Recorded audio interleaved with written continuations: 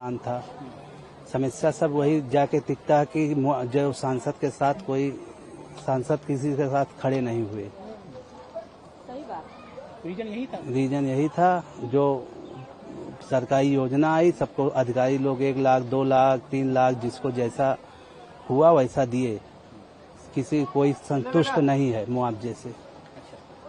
क्या होना चाहिए था मुआवजा आप लोग? मुआवजा जैसे एक दुकान 10 फुट का 20 फुट का जा रहा है 2 लाख मिल रहा है, नई दुकानें बना के आप 20 लाख में दे रहे हैं। टेढ़ी बाजार पे जो दुकानें बनी हैं सबको ये हुआ था जिसकी दुकानें जा रही है उसको दुकान मिलेगा, वहाँ दुकान देने के बदले 20 लाख रुपए 15 लाख रुपए की दुकान है वो आदमी ले ही नहीं पाएगा। कितना आपका गया है? हमारा तो 20 फुट चौड़ा था 10 फुट गहराई था, इतना गया था। 2 मंजिला मकान था। पूरा चला गया? पूरा नहीं गया, गहराई और था। पैसा कितना मिला आपको? 4 लाख रुपए। आप उससे संतुष्ट हो? उसकी वैल्यूएशन कितनी थी मकान की? मकान की अब उसको 4 लाख रुपए में 20 यहाँ 10 बाई 10 की दुकान लीजिए, कहीं रोड पे जगह ही नहीं है, मांग इतना है। अब ये सरकारी जो दुकानें बनी है इसकी कीमत ही 20 लाख 15 लाख रखे हैं जो बिल्डिंग में बनी है। तो आप लोगों के साथ कहने का छल हुआ? छल तो हुआ ही है, इसी मारा ये दिक्कत आया है। अच्छा, क्या कारण हो सकता है यहाँ से अयोध्या में सीट हारने का? सांसद मेन यही चौड़ीकरण से आदमी संतुष्ट नहीं था। और भी प्रोजेक्ट जैसे गली गली चौड़ा होना है, करना है, आदमी की सोच यही आई कि ना दिया जाएगा तो ये काम रुक सकता है। उचित मुआवजा नहीं मिला और सांसद जी किसी के साथ खड़े नहीं हुए। तो इस समय भाई आप क्या कर रहे हो? दुकान तो आपकी चली गई, फिर क्या कर रहे हो? फेरी वाला काम करते हैं। माल इन्हीं से खाते हैं? नहीं, ला के माल देते हैं। हमारी दुकान वो सुलभ कॉम्प्लेक्स के ठीक सामने थी। हमारी चौड़ीकरण में पूर्ण रूप से हमारी दुकान चली गई थी और मुआवजा हमको 1 लाख मिला था। कितनी बड़ी दुकान थी? वो 10 बाई 10 की थी। किसकी दुकान की होता है? वो इसी में माला वाला की दुकान थी हमारी। 1 लाख रुपया मिले और फिर उसके बाद में 1 लाख रुपये से आपको चल गया या दुकानें मिली आपको? कहाँ हमको दुकान फिर कहाँ मिली? वो टेढ़ी बाजार पर आवंटित किए थे तो वहाँ पर उनका जो हमको दुकान आवंटित हुई थी वो 15 लाख 4 हजार कुछ की दुकानें थी। उसके बाद 8% GST था, उसके बाद 70 हजार बता रहे थे कि रजिस्ट्री का लगेगा। कितने का पड़ रही दुकान? वो दुकान थी आपका टेढ़ी बाजार में जो बना है विकास प्राधिकरण की थी। दिया नहीं आप लोगों ने? उतना बजट ही नहीं था, कहाँ से लेते। उसके बाद वो दुकान मार्केट से एकदम आउट में है, इसलिए हम लोग वहाँ नहीं ले पाए। ये नई दुकानें दशरथ महल के महन जी ने बनवाया था, क्योंकि हम लोग पुराने किराएदार थे उनके, तो उन्होंने बनवाया। तो अब इधर एक महीना हुआ इस दुकान के लिए। ये दुकान हमको पड़ी 15 लाख की, 12 हजार रुपया किराया। 1 लाख रुपया, 15 लाख रुपया जी। अब क्या किया, इधर उधर से ले होके सब मांग के, क्योंकि भाई अब बच्चों को भी लिखाना पढ़ाना, अब इस एज में हम लोग क्या कर पाएंगे, मजबूरी में लेना पड़ा हम लोग को। इधर उधर से पैसा व्यवस्था करके सामान जेवर और बेच बाच के किसी तरह हम लोग दुकान अपना लिए। बनता क्या था? क्या उचित होना चाहिए था? तो हम लोग को उचित होना चाहिए था कि मान लीजिए हम लोग की पूर्ण रूप से जो सरकार ने कहा था कि आपको कहीं विस्थापित करा देंगे वो करा देंगे, तो हम लोग को जैसे दुकान हम लोग की गई थी, हम लोग को मुआवजा न दिए होते, जो टेढ़ी बाजार में आवंटित हो रही थी हम लोग को निःशुल्क ही आवंटित करा दिए होते, तो कम से कम हम लोग अपना रोजी रोटी अपना किसी तरह करते वहां से। ऐसा नहीं हुआ। प्रशासन विधानसभा चुनाव 2022 के पहले जो है दिनेश शर्मा तत्कालीन उप मुख्यमंत्री जी आए थे और व्यापारियों के साथ समन्वय बैठक में उन्होंने आश्वासन दिया था कि हम आपको बसाने के बाद उतारेंगे और आपको दुकान के बदले दुकान दिया जाएगा। और बाद में योजना का क्रियान्वयन हुआ, दुकानें तो ले ली गई और 1 लाख रुपये नॉर्मल मुआवजा दिया गया। और दुकान के बदले दुकान देने जो बात किए थे, इन्होंने टेढ़ी बाजार चौराहे पर और कौशलेशपुर रेलवे स्टेशन रोड पर करीब 400 दुकानें बनवाए थे और उसका कीमत मांगने लगे 15 से 20 लाख रुपया।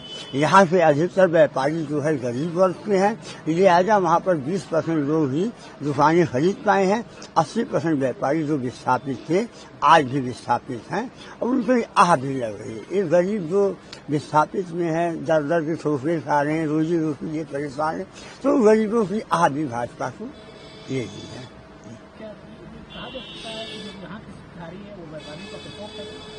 हाँ, जैसे आप किसी भी आह नहीं लीजिए।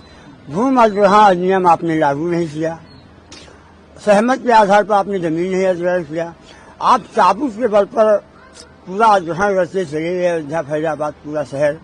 तो चाबुक आप चलाए हैं तो जनता भी चाबुक चला दी वोट के माध्यम से और इनको बाहर कर दी। अभी तो ये जनता एक इशारा ही है, आगे 2027 है, इनकी चाबुक ऐसे चलेगा, 2027 भी निकट जाएंगे। किसी से मिलते भी नहीं सांसद जी? ये सांसद जी का अब हम लोग अपने जो 2-3 साल का आंदोलन हम लोगों का चला है व्यापारी हित के लिए, हम लोग लगातार सभी जहाँ गए हैं, सभी जनप्रतिनिधियों से मिला गया, अधिकारियों से मिला गया, लेकिन कहीं कोई राहत नहीं मिला है। केवल ऊपर से आया ऊपर से आया है। तो मानवता से बड़ा कोई धर्म नहीं है। आप मानवता पूर्व शांति से नियम पालन, हम लोग भी विकास चाहते हैं, विकास होगा सबसे ज्यादा लाभ व्यापारियों को मिलेगा, सबसे ज्यादा बिक्री हम लोग बढ़ेगी। लेकिन जब हमारी दुकान बचेगी तभी तो हम कमाएंगे। दुकान चलिए, अब आप समझ लीजिए, हम लोग लगातार 2-3 साल आंदोलन किए हैं और ये लोग आंदोलन में हमारी बात सुनने के बजाय हम लोगों के ऊपर मुकदमा कई लगाए हैं, दुकान मकान सील कर दिए हैं, सैकड़ों बार हाउस अरेस्ट किए हैं।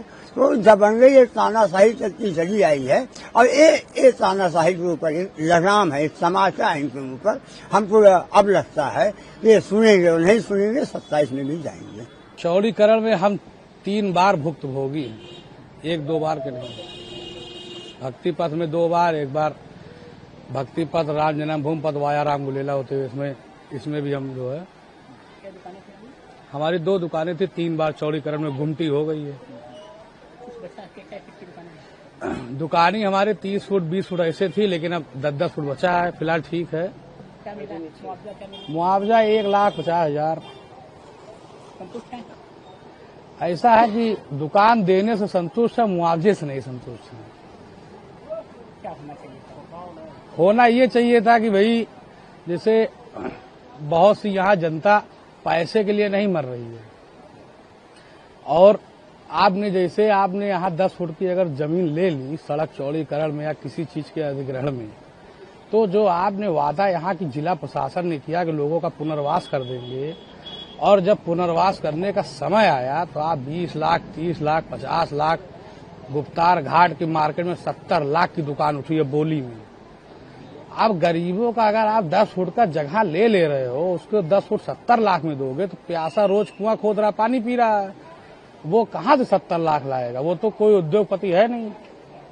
ये सब चीज प्रशासन को सोचना चाहिए था और गवर्नमेंट को सोचना चाहिए था कि अगर लोगों का हनन हम कर रहे हैं तो उसकी व्यवस्था भी हमें देनी चाहिए। ऐसा नहीं होना चाहिए कि आप उनका घर ले लिए, दुकान ले लिए, उनका खेत ले लिए और उनको आप बाहर का रास्ता दिखा दो।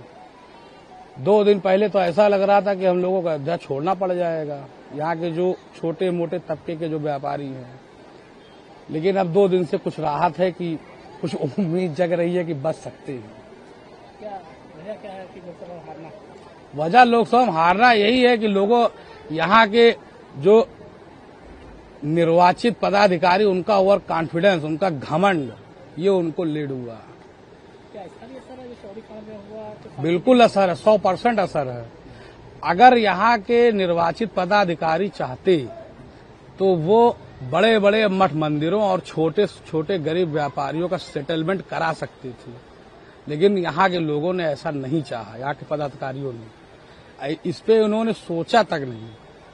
अगर वो सोचते तो छोटे मोटे गरीब दुकानदार व्यापारी जो भी हैं यहाँ, उनका सेटलमेंट बड़े बड़े मठ मंदिरों से हो जाता और लोगों को यहाँ से विस्थापन न करना पड़ता।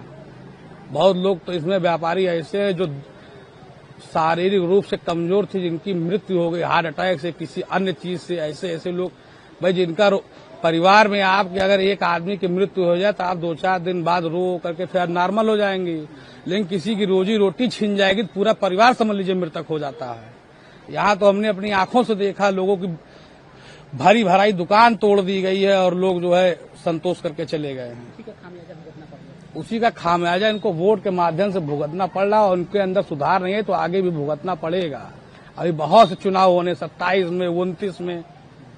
इन लोगों को मुंह के बल गिरना